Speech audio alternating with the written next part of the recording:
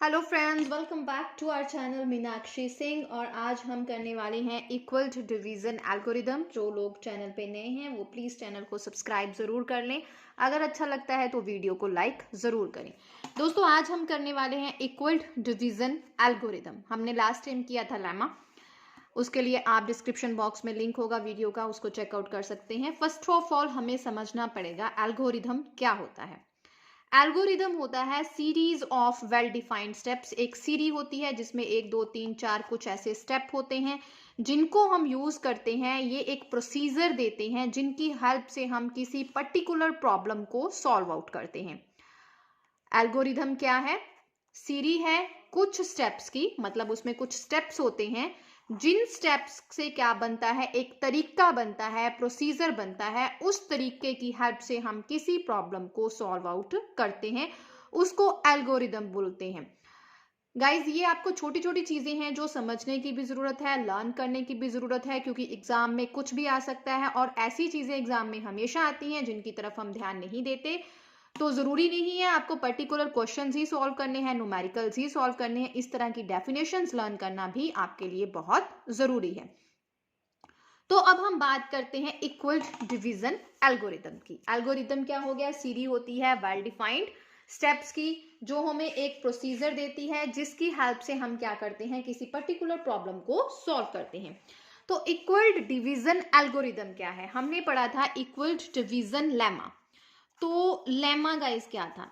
Lemma था कि कोई भी आपके पास दो पॉजिटिव इंटीजर्स हैं ए बी, तो a इक्वल्स टू क्या होता है, B Q plus R, where R को ये कंडीशन जो है वो सेटिस्फाई करनी है, 0 less than equals to R less than B.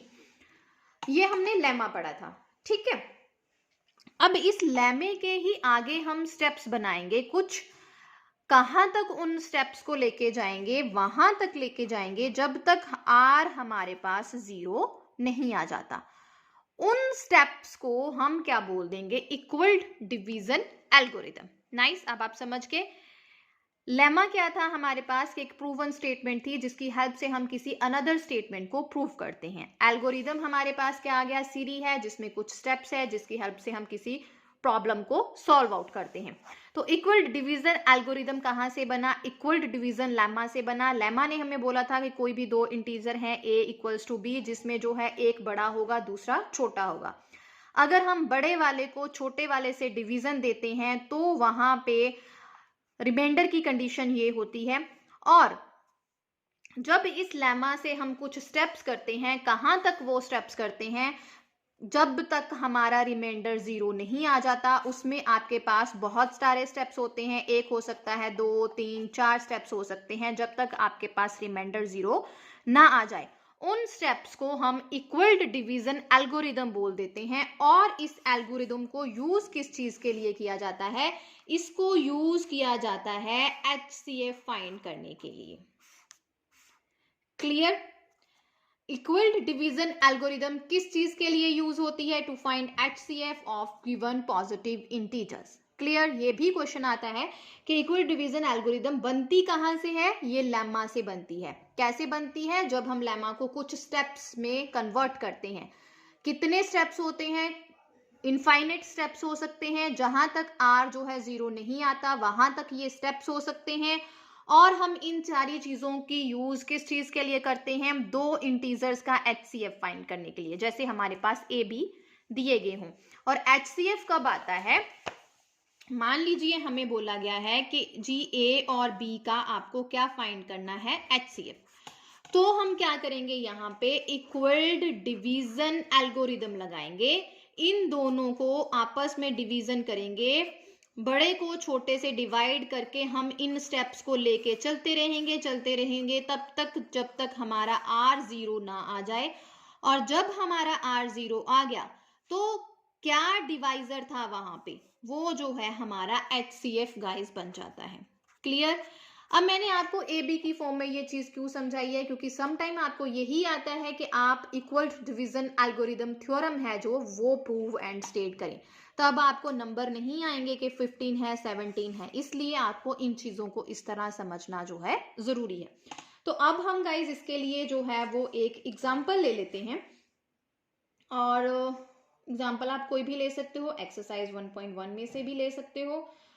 तो मैं आपको यहाँ पे लेके जाने वाली हूँ। एग्जाम्पल गाइज हमने ले ली है कि आपको जो है HCF फाइंड करना है 420 एंड 130।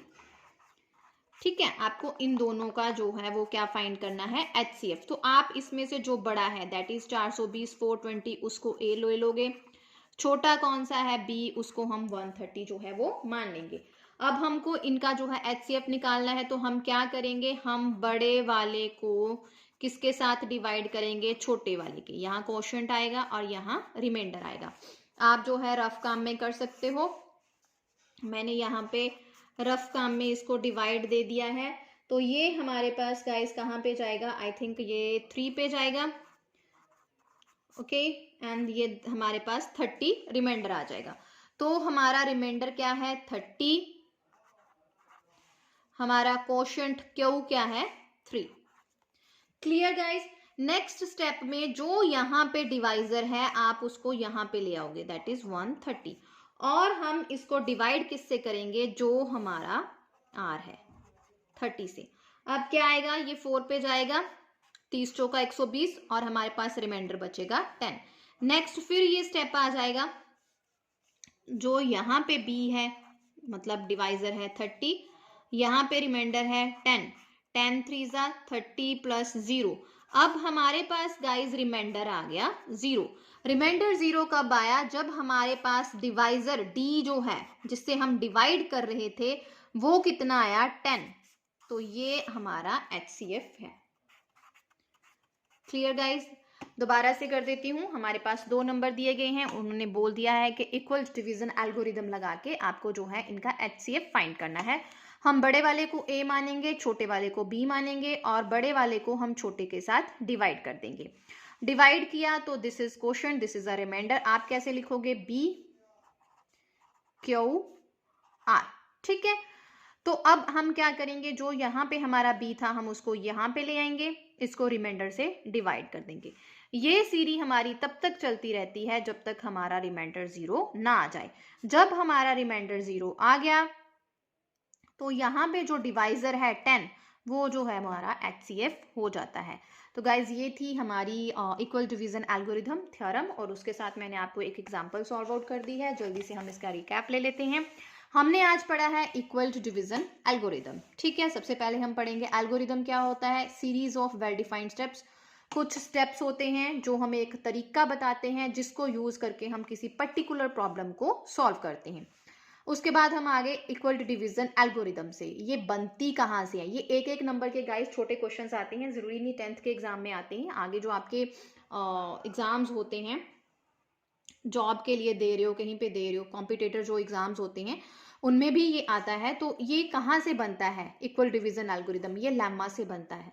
लेमा क्या था, ए बी, आपके पास 2 इंटीजर हैं सच दैट ए बड़ा होगा बी छोटा होगा, तो ए की condition A will be equal to B Q plus R. अगर हम उसको बी से डिवाइड कर देंगे, आर क्या है हमारा रिमाइंडर।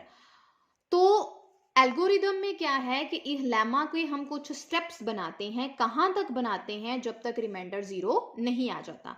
जब रिमाइंडर 0 आ जाएगा, वो जो डिवाइजर होगा जिससे डिवाइड करके रिमाइंडर 0 बना उसको हम HCF बुलाते हैं। इक्वल्ड डिवीजन एल्गोरिदम बनाने का मकसद ही ये था कि इसकी हेल्प से हम 2 इंटीजर्स का HCF जो है वो फाइंड करते हैं।